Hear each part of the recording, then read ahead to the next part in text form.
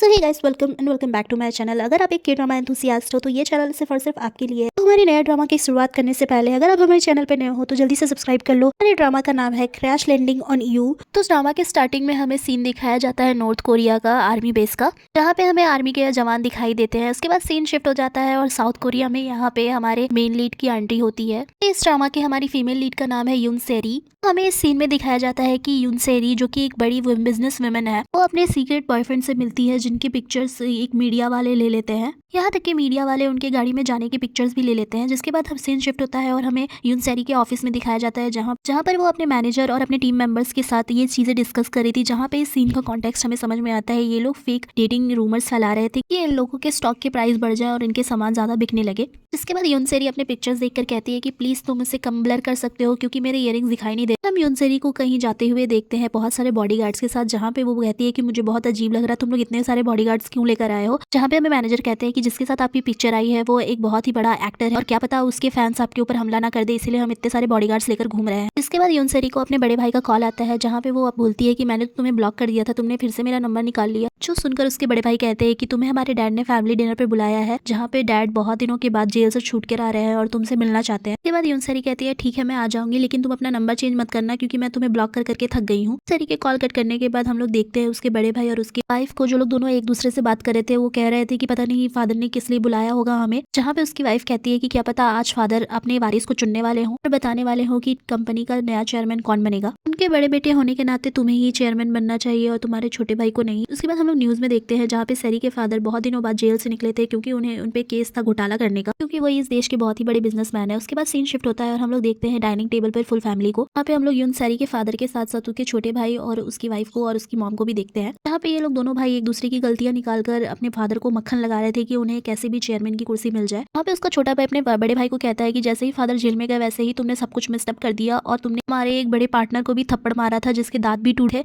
और वो तुम पे केस करने वाला था। जहाँ पे उसका बड़ा भाई कहता है कि नहीं नहीं, वो केस तो मैंने अपने आप सुलझा लिया है। उसके बाद उसके बड़े भाई की वाइफ उससे छोटे भाई को कहने लगती है कि तुमने भी तो एक बड़ा घोटाला किया है। जो सुन के उसका छोटा भाई और उसकी वाइफ शॉक हो जाते हैं और कहते हैं नहीं। इस सीन से हमें पता चलता है कि इस फैमिली में बहुत सारे इंटरनल कॉन्फ्लिक्ट्स है। तो इन्हीं बातों के बीच हम यून सेरी को अंदर आते देखते हैं, जहाँ पे सारे लोग उसे देखकर शॉक हो जाते हैं क्योंकि वो नहीं आने वाली थी बट फिर भी वो आ गई। जहाँ पे हम देखते हैं कि उसके फादर उसे देखकर बहुत ही ज्यादा खुश थे और वो चाहते थे कि उनकी कंपनी की सीईओ यून सेरी ही बने, ना कि उनके दोनों बेटे। जिसे सुनकर ये उनके दोनों बेटे ही बहुत ज्यादा शॉक में आ जाते हैं। यून सेरी को बहुत ही ज्यादा खुशी होती है, जहाँ पे यून सेरी के फादर से पूछते हैं उनके दोनों बेटे कि आप हमारे साथ ऐसा कैसे कर सकते हो। इस सीन से हमें क्लियरली दिखाई पड़ता है कि यून सेरी को यहाँ पर कोई भी पसंद नहीं करता। यहाँ तक कि यून सेरी के सीईओ बनने से भी इन्हें बहुत ही ज्यादा दिक्कत थी, कि यून सेरी की मॉम भी अपने बेटों को ही सीईओ बनने देना चाहती थी। ये अनाउंसमेंट सुनने के बाद सारे लोग ही बहुत ही ज्यादा दुखी हो गए थे और यून सेरी तो बहुत ही ज्यादा खुश। इसके बाद उसके फादर ने कहा कि चलो हम लोग डिनर करते हैं, लेकिन यून सेरी ने कहा नहीं, मैं दूसरों का डिनर खराब नहीं करना चाहती और वो वहां से निकल गई। इसके बाद हम अगले दिन का सीन देखते हैं, जहाँ पे यून सेरी और उसके सेक्रेटरी स्काई डाइविंग करने की तैयारी कर रहे थे। जहाँ पे यून सेरी कहती है कि मैं कल ऐसी अनाउंसमेंट करने वाली हूँ जिससे मैं हवा में उड़ने लगूंगी। उसके सेक्रेटरी को ये सब सारी बातें समझ नहीं आती और वो कहता है कि आप क्या बोलती हो, मुझे तो कुछ समझ ही नहीं आ रहा। यहाँ पे सरी कहती है कि जल्दी से मेरा बैग लाओ, मुझे जल्दी से उड़ना है। और जिसके बाद हम ये सरी को उड़ते हुए देखते हैं, जहाँ पे उससे बहुत ज्यादा अच्छा नजारा देखने को मिल रहा था। उसके साथ दो कैमरामैन भी थे जो उसे रिकॉर्ड कर रहे थे और उसके साथ ही उड़ रहे थे। लेकिन उसके सेक्रेटरी को और बहुत सारे लोगों को दिखता है कि अचानक से यहाँ पे तूफान आने लगा था और बहुत तेज हवा भी बहने लगी थी। लेकिन यहाँ हम यून सेरी को नजारों का मजा लेते हुए देखते हैं और यहाँ पर जो कैमरामैन थे उसे रिकॉर्ड किए जा रहे थे। लेकिन अचानक से उसे दिखता है कि यहाँ पे तूफान आने लगा और एक ट्रैक्टर भी आसमान में उड़ रहा है, जिसे देखकर वो बहुत ज्यादा शॉक हो जाती है। इसके बाद उसे समझ में आ जाता है कि ये ऐसा वैसा तूफान नहीं, टॉर्नेडो वाला तूफान है और इसे कहीं भी उड़ा के लेके जा सकता है। इसके बाद हम देखते हैं कि तूफान और भी तेज हो जाता है और यहाँ तक कि कैमरा वाले भी तूफान में फंस जाते हैं और यून सेरी भी तूफान में फंस जाती है। तो भाई इसके बाद सीन शिफ्ट होता है और हम लोग नॉर्थ कोरिया का सीन देखते हैं, जहाँ पे हम मिलिट्री बेस पे जाते हैं, जहाँ पे हम देखते हैं कि एक मिलिट्री ऑफिसर एंड उसके सारे साथी मिलकर पेट्रोलिंग कर रहे थे। वहाँ पे उन्हें दिखता है कि झाड़ियों से बहुत सारी आवाजें आ रही थी। उन्हें वहाँ पर जाकर पता चलता है कि वहाँ से बहुत सारे लोग निकल रहे थे, जहाँ पे हम देखते हैं कि साउथ कोरिया के भी मिलिट्री ऑफिसर्स वहाँ पे खड़े थे, जो कह रहे थे कि इन्होंने हमारे तरफ आकर चोरी की है। लेकिन हमारे ड्रामा के मेन लीड जो कि है री जियोन हॉक, साउथ कोरिया के कमांडर को कहते हैं कि आप इन्हें हमारे हवाले कर दीजिए, क्योंकि मैं आपको अश्योरिटी देता हूँ कि हम इन्हें सजा देंगे और बहुत ज्यादा कड़ी सजा देंगे। लेकिन हम देखते हैं कि इन्हीं बातों में उन तीनों डकैतों में से एक डकैत उनकी बंदूक ले लेता है और उसे फायर करने की कोशिश करता है।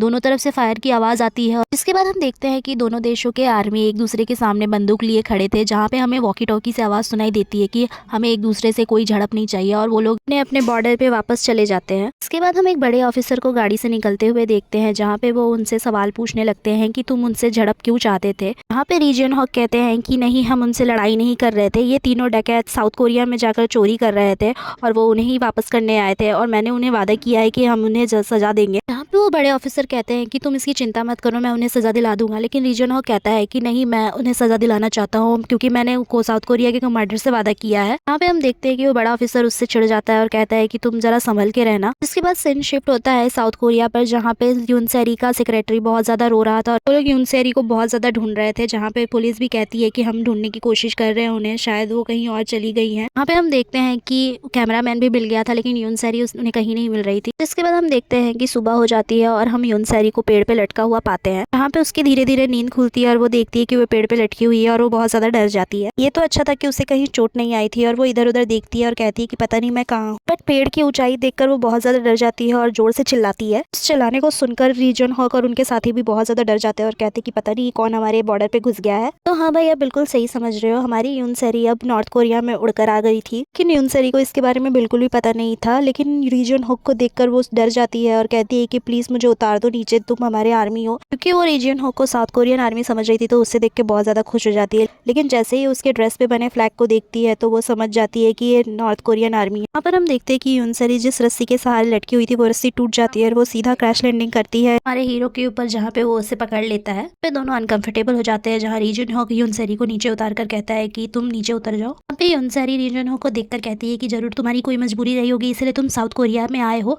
मैं किसी को नहीं बताऊंगी, प्लीज मुझे जाने दो। बातें सुनकर री जन होक समझ जाता है कि ये साउथ कोरिया की लड़की है और यहाँ पे आ गई है। जहाँ पे वो उससे पूछता है कि तुम यहाँ पर आई कैसे, तो वो कहती है कि मैं पैराग्लाइडिंग कर रही थी और उड़ते उड़ते बहुत ज्यादा तूफान आने लगा और मैं यहाँ पे फंस गई हूँ। मैं यहाँ से जाती हूँ क्योंकि आज मेरे लिए बहुत बड़ा दिन है और मुझे कैसे भी अपने घर पहुँचना है। जहाँ पे वो कहता है कि तुम अपने घर अब नहीं जा सकती क्योंकि तुम्हें अब मेरे साथ चलना पड़ेगा। जहाँ पे वो कहती है कि प्लीज मुझे मेरे घर जाने दो, और उसके हाथ में जो बंदूक है उसे देखकर डर जाती है। कि सेरी अभी तक सोच रही थी कि नॉर्थ कोरिया से कोई जासूस साउथ कोरिया में घुस रहा है। जहाँ पे री जन होक यून सेरी को कहता है कि तुम नॉर्थ कोरिया में आ गई हो, जिसे सुनकर वो बहुत ज्यादा ही शॉक हो जाती है। फिर री जन होक कहता है कि तुम इस जगह को अच्छी तरह देखो, क्या तुम इस जगह को पहचानती हो। तो जो सुनकर वो इतनी ज्यादा हैरान हो जाती है कि उसे समझ ही नहीं आता कि वो क्या करे। फिर वो बोलती है कि मैं नॉर्थ कोरिया में कैसे हो सकती हूँ, अभी तो मैं सियोल में थी और जैसे ही तूफान आया मैं नॉर्थ कोरिया कैसे पहुंच गई। इसके बाद मैं बेहोश हो गई थी और सीधा आँख यहीं पे खुली है, प्लीज मुझे जाने दो। जिसके बाद री जन होक अपनी बंदूक अपने पॉकेट में रख लेता है। जहाँ पे री जन होक कहता है कि तुमने जो स्टोरी मुझे बताई है उन लोगों को भी वही स्टोरी बताना, और कहता है कि हमारे यहाँ पे एक रूल है कि अगर कोई घुसपैठिया हमारे देश में आ जाए तो उसे पूछताछ करने के लिए लेकर जाते हैं। जो सुनकर यून सेरी कहती है कि मुझे गिरफ्तार क्यों किया जाएगा, मैं तो एक एक्सीडेंट की वजह से यहाँ पर आ गई हूँ। अगर पूछताछ के बहाने मुझे मेरे पे झूठा इल्जाम लगा के मुझे गिरफ्तार कर लिया गया तो मैं क्या करूंगी। मैंने तो सुना है गिरफ्तार करके ये लोग कोल माइन में भेज देते हैं। जो सुनकर यून जे होक कहता है कि ऐसा कुछ नहीं होगा। यून सेरी कहती है कि क्या तुम गारंटी लेते हो कि ऐसा कुछ नहीं होगा। जहाँ पे वो यून जे होक कहता है कि मैं किसी चीज की गारंटी नहीं लेता। तो that's it for this video. अगर वीडियो अच्छा लगे तो लाइक शेयर सब्सक्राइब जरूर करें अगले पार्ट के लिए। Bye bye.